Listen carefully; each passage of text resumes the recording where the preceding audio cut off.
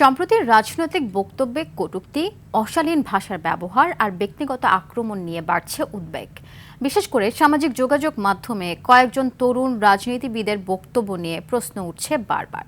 ভাষার এই অবক্ষয়ে তাদের হাতেই তৈরি হচ্ছে নতুন সংকট। বিশেষজ্ঞরা বলছেন, মাল্টিমিডিয়ার এই যুগে ভাইরাল হওয়া আর জনপ্রিয়তা বাড়ানোর প্রতিযোগিতায় অনেকেই বেছে নিচ্ছেন এমন নিন্দনীয় পন্থা। প্রশ্রয়দাতা এবং দলের উপরও এর দায় বর্তায়। সাদিয়া কানিজের রিপোর্টে থাকছে এরই বিস্তারিত। বাংলাদেশের দীর্ঘ রাজনৈতিক ইতিহাসে প্রতিপক্ষকে নীতিগতভাবে মোকাবেলার সংস্কৃতি থাকলেও বর্তমানে সে জায়গা দখল করেছে বিদ্বেষপূর্ণ মন্তব্য, কুরুচিপূর্ণ ভাষা আর ব্যক্তিগত আক্রমণ। তুমি কোন বাস শুয়োরের বাচ্চা? আপনাকে লাল বাসে ঘুরে ঘুরে প্রেম করার জন্য মানুষ প্রধানমন্ত্রী বানায় নাই।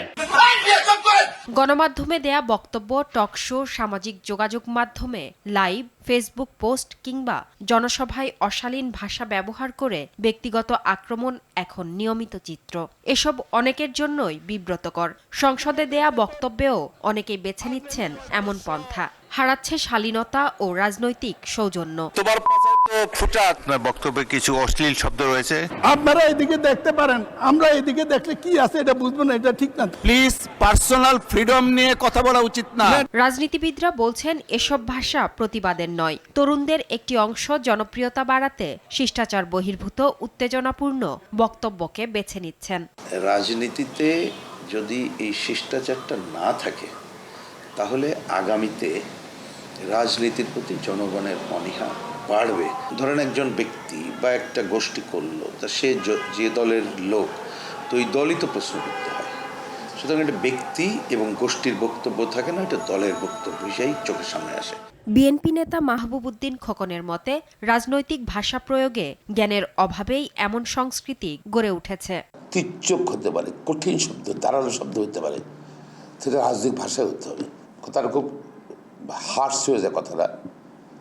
যারা এইসব ভাষা ব্যবহার করে রাজনীতিতে, তারা তাদের রাজনীতিতে অনুষ্ঠানের অভাব, শিক্ষার অভাব এবং পরিপক্কতার অভাব মনে করি। আপনি যদি কারো অসম্মানজনক কথা বলেন, আপনার ডিফেমেশন মামলা করতে পারেন 500-এ, প্যানেল করে আপনি ক্ষতিপূরণ মামলা করতে পারেন। এ ধরনের বক্তব্য দেশের রাজনৈতিক পরিস্থিতি সহিংস করে তুলতে পারে বলে উদ্বেগ জানালেন ঢাকা বিশ্ববিদ্যালয়ের রাষ্ট্রবিজ্ঞান বিভাগের এ শিক্ষক। খুবই অ্যালার্মিং।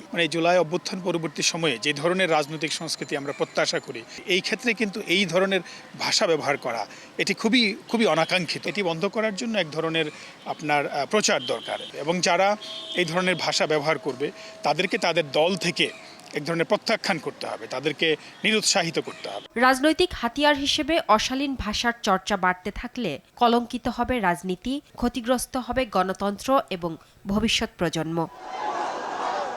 সাদিয়া কানিজ, RTV, ঢাকা।